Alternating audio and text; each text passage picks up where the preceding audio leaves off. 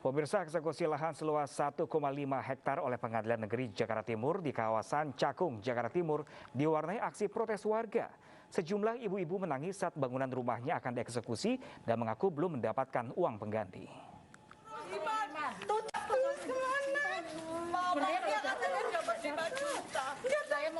Sambil menangis, ibu-ibu ini menyebut belum mendapatkan uang bantuan yang disebut mereka sebagai uang kerohiman.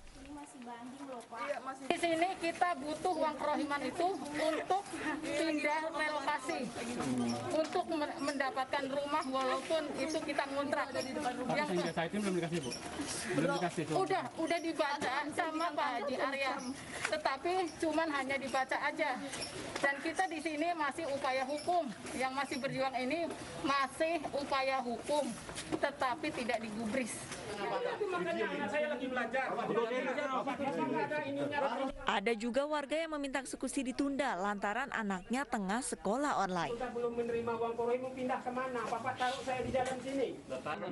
Eksekusi lahan seluas 1,5 hektar beserta 73 bangunan yang berdiri di atas lahan tersebut dilakukan oleh Pengadilan Negeri Jakarta Timur setelah adanya permohonan eksekusi dari pemohon. Dalam eksekusi ini, 1.200 petugas gabungan dikerahkan untuk mencegah adanya hal yang tidak diinginkan. Meski diwarnai penolakan, eksekusi tetap dijalankan dan petugas membantu warga untuk memindahkan barang mereka. Dari Jakarta, Rio Manik, Ainis melaporkan. Pemirsa, akibat kurangnya pasokan BBM dari Pertamina khususnya solar, sejumlah SPBU di sejumlah wilayah Indonesia alami kelangkaan BBM. Kendaraan pun harus rela mengantri panjang untuk mendapatkan bahan bakar kendaraannya. Organda mengeluh bahwa dampak sulitnya mencari stok di sejumlah SPBU karena harus antri panjang dan terlambat mengantar penumpang.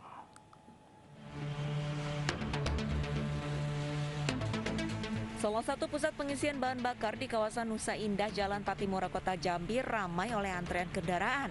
Warga rela mengantre sejak pagi demi mendapatkan bahan bakar untuk kendaraan mereka. Baik motor ataupun mobil harus rela merogoh kocek lebih dalam untuk mengisi bahan bakar dengan jenis Pertamax Turbo. Pembandangan ini sudah terjadi beberapa hari terakhir.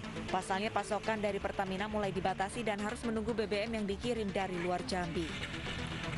Jadi kurang 3 hari yang lalu ya, biasanya pasokan kami ini normal ya, kalau bertalik itu mungkin 2 mobil tangki 16 ton di 32 ya.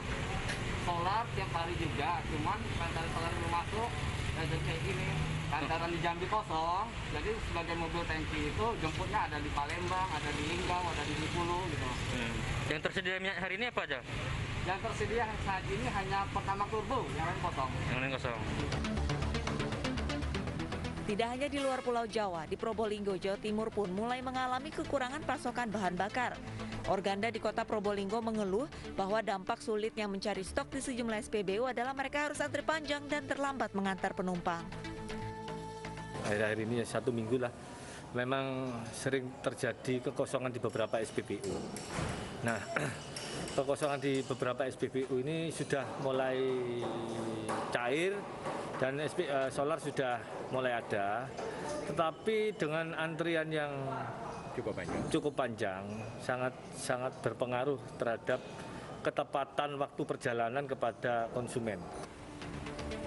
Dibandingkan periode awal PPKM, saat ini permintaan BBM baik untuk jenis Pertalite seri Pertamax dan Biosolar meningkat 12% untuk wilayah Jawa Timur. Pertamina akan terus berupaya memenuhi kebutuhan masyarakat akan kebutuhan BBM, khususnya solar. Dari Probolinggo, Jawa Timur dan Jambi, Hana Purwadi dan Adrianus Susandra, Ainus melaporkan. Pemirsa, polisi membuka posko pengaduan investasi bodong yang didalangi oleh seorang wanita mantan teller bank swasta. Akibat ulah pelaku, kerugian para nasabah mencapai 1,28 miliar rupiah.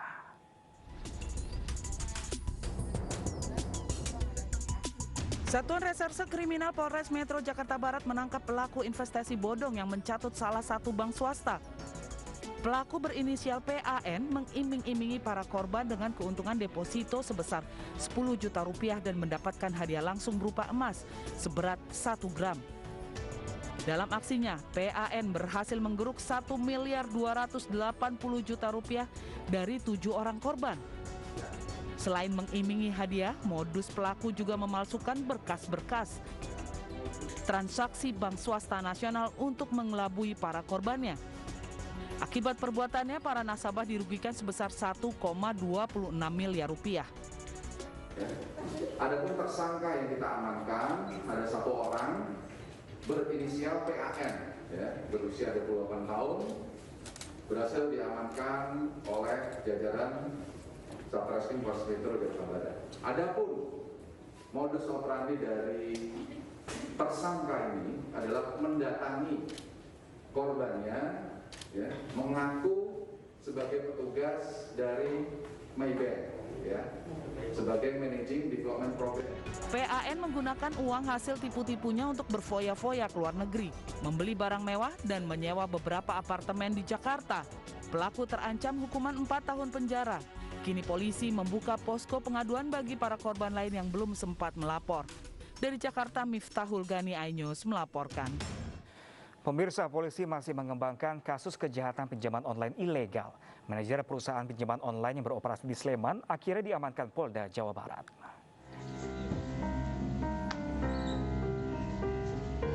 Polisi menangkap RSO, seorang manajer perusahaan pinjaman online ilegal yang digerebek polisi di Sleman, Yogyakarta.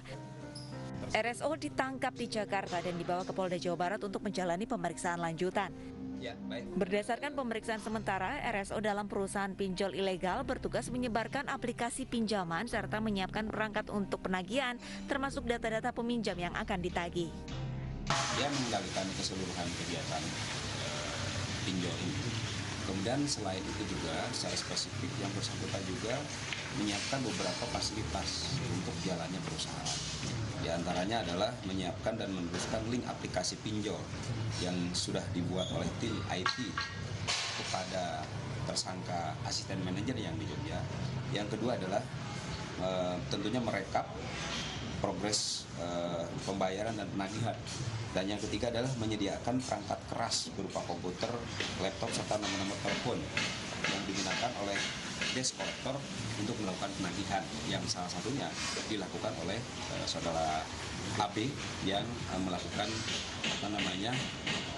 penekanan kepada korban. Sebelumnya, Direktorat Reserse Kriminal Khusus Polda Jawa Barat menetapkan 6 orang tersangka baru dalam pengembangan kasus pinjaman online ilegal di Sleman, Yogyakarta. Total sudah 7 tersangka yang merupakan karyawan perusahaan, terdiri dari asisten manajer, HRD, hingga penagih utang. Polisi kini masih mengembangkan kasus dan memburu pemasok dana perusahaan pinjol ilegal. Dari Bandung, Jawa Barat, Ervan David Mujib Prayitno, iNews melaporkan.